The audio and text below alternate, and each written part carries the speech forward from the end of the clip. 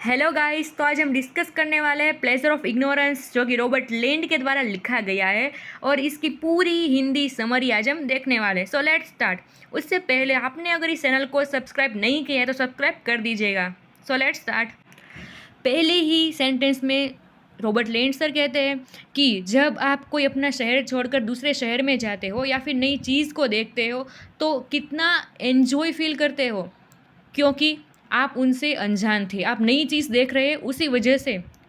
तो यहाँ यही कहा गया है, अज्ञानता में ही आनंद छुपा होता है। अगर आपने वो चीज़ पहले से देखी होती, आपके सामने से गुजरती, तो आपको इतना आनंद नहीं आता, लेकिन आप उससे अनजान हैं, इसलिए आपको इतना आनंद आ रहा है। फिर वो कहते हैं कि हजारों ऐसे इंसान होंगे, स्त्री और पुरुष होंगे, जो जी रहे हैं लेकिन ये जानते नहीं, या फिर वो मर गए हैं लेकिन पूरी ज़िंदगी में ये जान नहीं पाए आखिर थ्रश और ब्लैक बर्ड के बीच का डिफरेंस क्या होता है, कौन सा बर्ड कैसे गाता है। दोनों ही अगर साथ में गाए तो भी नहीं कह सकते कि कौन सा बर्ड गा रहा है, और दोनों में से एक गाए तो भी वो नहीं कह सकते। और बीच ट्री और एल्म ट्रीज़ के बीच क्या फ़र्क होता है वो भी नहीं कह सकते। यहाँ लेखक है ये जो रॉबर्ट लिंड, वो हमारे पर कटाक्ष कर रहे हैं। फिर वो कहते हैं कि ऐसा नहीं है कि हमने बर्ड्स देखे नहीं है इसलिए हम उसे रिकॉग्नाइज या फिर पहचान नहीं पा रहे हैं, बल्कि हमारी जो ऑब्जर्व करने की शक्ति है वो एकदम फीबल है, एकदम कमज़ोर है। वरना हमारे आसपास तो कई सारे बर्ड्स होते हैं, हमने उन्हें कई बार देखा है, फिर भी हम ये कह नहीं सकते कि ये बर्ड का नाम यही है, और कुछ कुछ बार वो कौन सा बर्ड गा रहा है वो भी हम नहीं कह सकते हैं।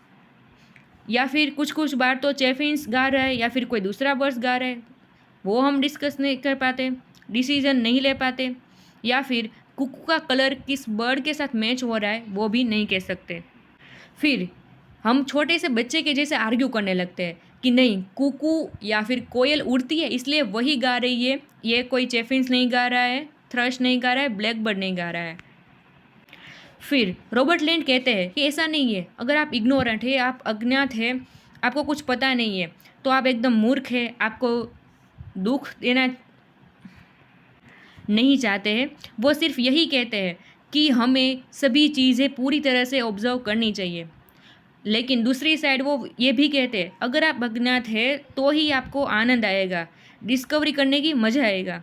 फिर वो कहते हैं कि every fact of nature comes to us spring, यानी कि नेचर की कोई भी चीज़ ले लो, माउंटेन्स ले लो, ट्रीज़ ले लो, फ्लावर्स ले लो, आप जब उनके बारे में कुछ नया जानोगे तब ज़्यादा एन्जॉय कर पाओगे, एकदम नई स्प्रिंग के जैसा।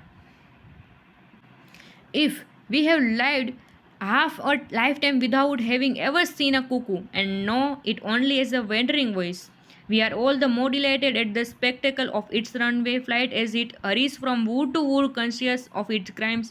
यहाँ कहा गया है, अगर आपने अपनी पूरी लाइफ में मान लो कि कोयल देखी ही नहीं है, और जब आप पहली बार उसे देखते हो कितना आप एंजॉय करोगे, उसे देखने की कि आपको कितनी जिज्ञासा होगी, क्यूरियसनेस होगी कि देखो ये बर्ड उड़ रहा है, ये गा रहा है, आपको ऐसा सब फील होगा ना।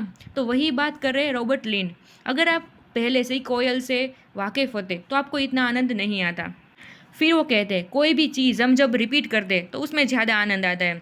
जैसे कोई बुक ही ले लो, जब आप पहली बार पढ़ते हो फिर दूसरी बार पढ़ते हो तब ज़्यादा आपको मज़ा आएगा, क्योंकि आप कुछ नई नई चीज़ें जानोगे। रॉबर्ट लेन तो वहाँ तक कहते हैं कि उनकी याद शक्ति इतनी अच्छी नहीं थी, इसलिए जब वो हेमलेट पढ़ते थे तब भी उसे ऐसा लगता था पिकविक पेपर्स पढ़ रहे, या फिर उसने ऐसी बुक कभी भी पढ़ी ही नहीं है ऐसा लगता था। प्लेजर ऑफ इग्नोरेंस में रॉबर्ट लिन ने कुछ थीम्स रखी है, जैसे कि डिस्कवरी है, लर्निंग है, इनक्विजिटिवनेस है, इग्नोरेंस है, ऐसी सब थीम्स है। और फिर वो कहते हैं कि ये एक नेचुरल खामी है कि सभी लोगों को सभी चीज़ें याद नहीं रहती, सभी लोगों के अंदर कुछ ना कुछ खामी होती है, वो किसी न किसी चीज़ से तो अनजान रह ही जाते हैं, और उसी अनजान या फिर इग्नोरेंस के कारण ही इतना आनंद कर पाते हैं।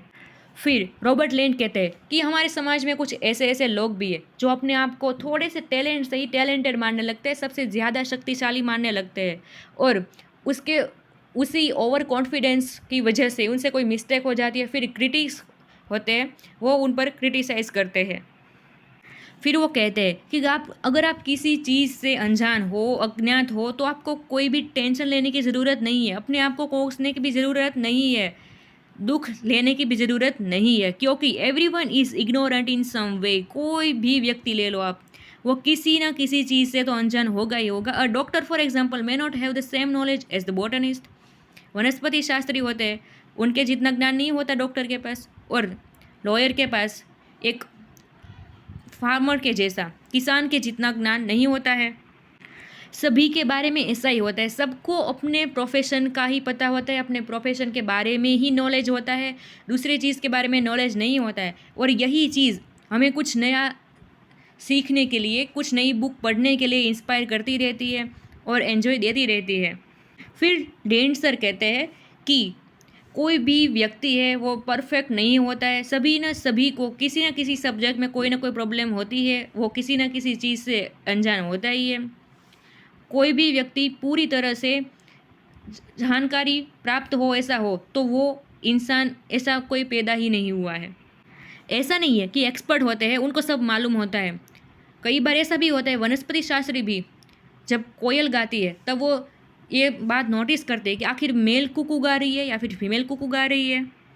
फिर लेंड सर कहते हैं कि कुछ कुछ लोग कैसे होते हैं कि वो किसी चीज़ से अनजान होते हैं तो वो एक तरह की शर्म फील करते हैं या फिर अपने आप को ही कोसते रहते हैं। तो ऐसा नहीं होता है। जो भी स्टूडेंट होशियार हो, एकदम क्लेवर हो, उसका मतलब यही होगा कि वो कॉन्सेंट्रेट कर रहा है, वो फोकस कर रहा है, ठीक से ऑब्जर्व कर रहा है। और जो वीक है, सिंपली वो ऑब्जर्व नहीं कर रहा है, वो भी क्लेवर हो सकता है सिर्फ अटेंशन से, ध्यान से। फिर आखिर में रॉबर्ट लिंड ये कहते हैं कि आपको कोई भी चीज़ सीखनी हो, आप कोई भी चीज़ से अनजान हो और उसके बारे में ज़्यादा जानना है तो एक ही तरीका है, आप उसकी बुक लीजिए, पढ़िए या फिर उनके बारे में नई नई जानकारी हासिल करिए, ताकि आपको उस अज्ञानता से ही आनंद मिलेगा। सो ये टॉपिक हम यही ख़त्म करते हैं, इससे यही ख़त्म होता है। अगर आपको ये वीडियो पसंद आए तो लाइक एंड शेयर कर दीजिएगा। Thank you.